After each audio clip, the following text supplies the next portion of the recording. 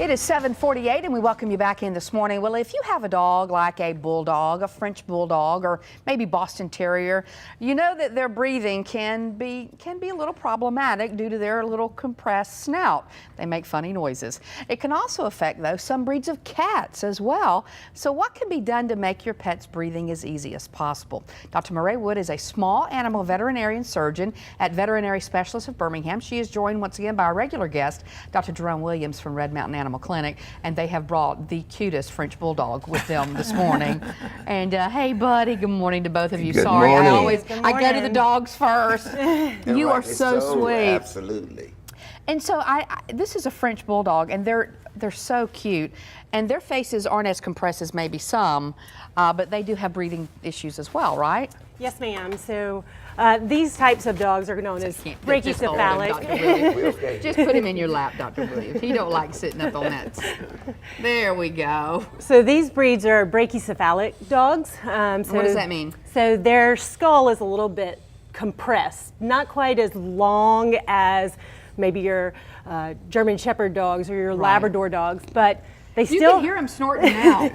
They still have the same amount of tissues to fit into that compressed space. So we call it bulldog breathing, or English bulldogs, Frenchies. Is it bothersome for them, or is it just how they are and they don't know the difference? So it can be. It can cause respiratory distress. They can get overheated. They can have difficulty moving air. Not only is their nares kind of compressed down or stenotic, but they can also have a really long, soft palate, which is that soft tissue in the back of the throat. Right.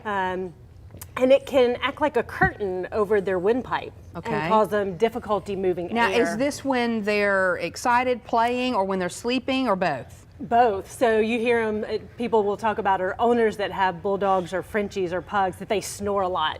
Or you can hear them breathing, that kind of snorty. You can. And so that's common all the time. And it can affect their ability to exercise and play.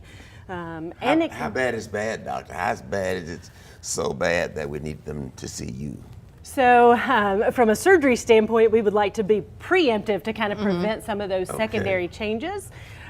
We can see these dogs have collapse episodes from not being able to move air, or get overheated. Like pass out. Pass out. So if you, on a regular checkup, is there anything to notice that may be happening? So they're born with this. So this is something that they're born with. So, but I mean, is there something that you would see in a regular checkup that you think would need surgery? So many times. When do I send them to you? Yeah. At what time? Do you send them? I need to, so ideally, as a surgeon, we would love to see these come in that 7-month to 2-year range before they start having too many changes or potentially have. So you do surgical procedures that early? Yes, sir. Yeah. So we will do some changes to their nares and try to open them up. And probably the most important part is shortening that soft palate so that it can't fall over their windpipe. Okay, so if you have questions about that, if you have this kind of breed, talk to your veterinarian and see if you need to be sent to a specialist. Yes, I did not realize preemptive things could be done. That's good. That's good to know. Yes, many times. Go ahead. Many times when they're young, hopefully we can slow down some of those secondary changes that we can see in these breeds of dogs. And they're on the rise. Their popularity is on the rise. So well, this one sure is adorable, and it's just so cute. The Chief Justice here. All right, well, thank you so much. Very educational today, and that is the sweetest puppy. All right, now here's JJ.